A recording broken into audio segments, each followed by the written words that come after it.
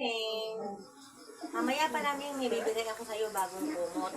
Diba sabi mo sa akin, yung kumot mo butas-butas na. Kaya, hihingi ka sa akin ang pambili ng kumot. Mamaya, bibigyan kita ng kumot. Totoo, ate. Maraming salamat, ate. Ang bait naman talaga, ate. Kaya, dabit ka sa akin, ate. Love talaga kita. Dahil sa love mo ako, talagang bibigyan talaga kita. O naman, love mo talaga ako, ha. Sige, bibigyan kita mamaya. Sabi mo nga, ate, bibigyan mo ako. Ba't ang tagal-tagal? Puro ka lang mamaya yan. Abutin na niyang araw. Ako, hindi naman pala ako binilihan. Hindi ate, bilhan mo na ako.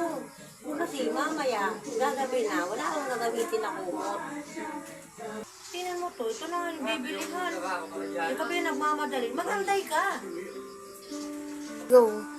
Sabi mo sa akin, bibilihan mo ako. Kaya nagmamadali naman ako, nabilihan mo. Tapos hindi gusto magalit. Hindi mo nagagalit sa'yo, ate.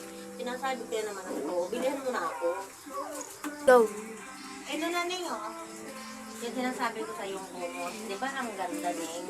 Oh, bago na ang kumot mo, Ning, oh. Ayan, oh. Para sabihin mo na hindi ako nagsinungaling sa'yo. Kaya, ito yung kumot. Go. Ano ba naman kumot to, ate? Hindi naman to bago, ah. Oh, gamit na to. Sabi mo sa akin, bago. Ito naman si ate, nakakainis naman. Sabi naman bago. Ate, saan mo to binili?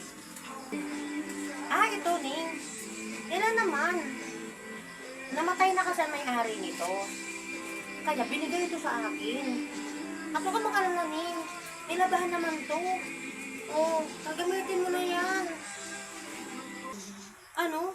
Patay na may-ari nito? Ako naman, ate. Bakit pa galing ba sa patay yung binibigay mong kumot sa akin? Ayoko nito, ate. Baka mamaya, buntayin pa ako yan, eh.